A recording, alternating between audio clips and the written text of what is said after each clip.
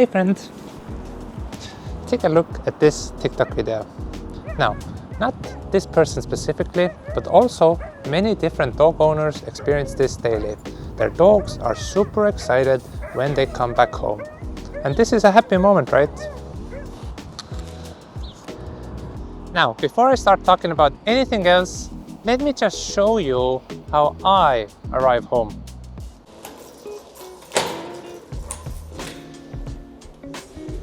Right, so I just came back from the store. Let's head inside.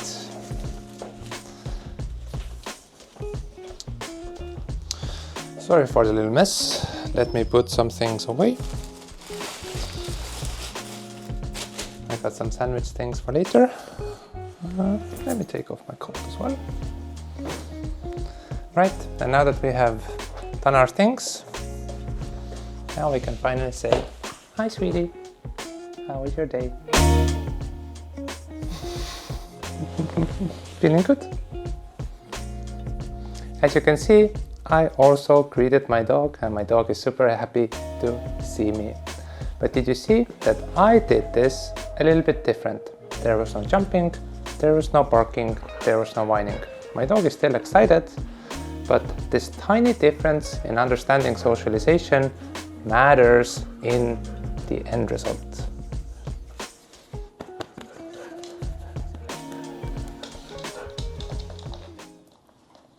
Last time I talked to you about how important it is to socialize your dog to the red part of the graph. Now, doing this will get you a passing grade. You will be a good dog owner if you make sure that your dog isn't scared of scary things.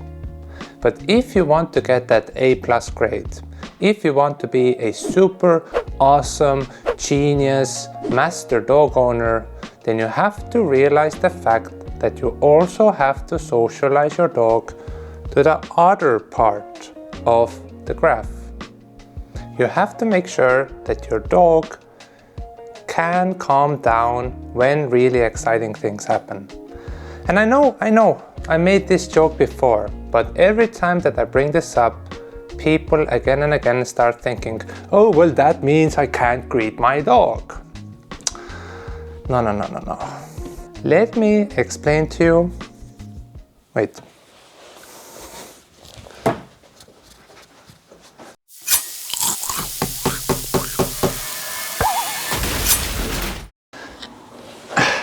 Let me explain to you by using this sandwich. You see, all of the happy things, you coming back home, you giving your dog food, all of these happy things are the filling. You're still gonna get the filling, but all that you need to do is you need to cover it with a bun of patience and a bun of calmness.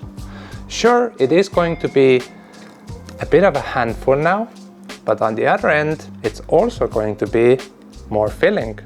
You get me? Here's the socialization.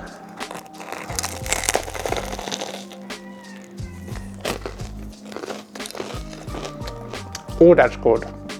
Oh, that's so good. So if we take a look at this situation again, adding in a bun of patience and a bun of calmness changes the whole mood of the situation. It helps us prevent jumping, bullying and barking, which are typically very bad dog behaviors. And this is exactly where people's taste differ.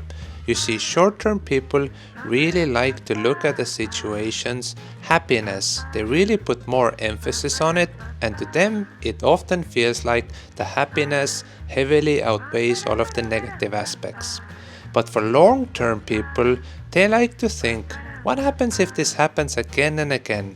What is actually going to come out of it? And they understand that the negative aspects heavily outweigh the positive ones. Let me give you a few examples.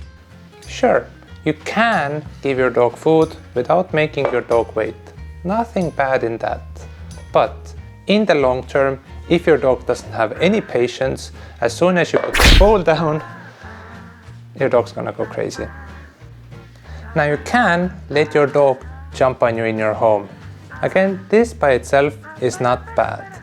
But if your dog doesn't have any boundaries or patience, and in the future you even want to pick something up, you're gonna get hit really hard. Sorry. It's okay, that was good. And now finally, to come back full circle, remember the story that I told you about us in the dog park. This is the exact same story, and I didn't understand exactly this fact that we need to socialize our dog to also the really exciting things. Because if we give our dogs these happy things without any structure, then oftentimes all of this happiness veers off into this purple, really exciting, uncontrollable chaos. And to avoid that, all we need to do is understand this fact, and then we can introduce just a little bit of waiting, a little bit of patience, so that our dogs can calm down, and then we can give them all of these good things. It's just a question of timing. And it's this timing which, I know, everyone seems to have such a hard time with, because we can still give our dog the chance to go crazy when we are outside, when we have ball and treat in hand. We give our dog the chance to get all of that crazy energy out many times per week. Now excuse me for a second.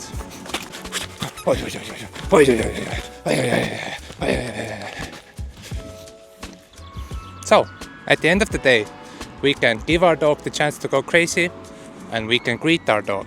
The only thing that we do is that we don't put those two together. It's as simple as that.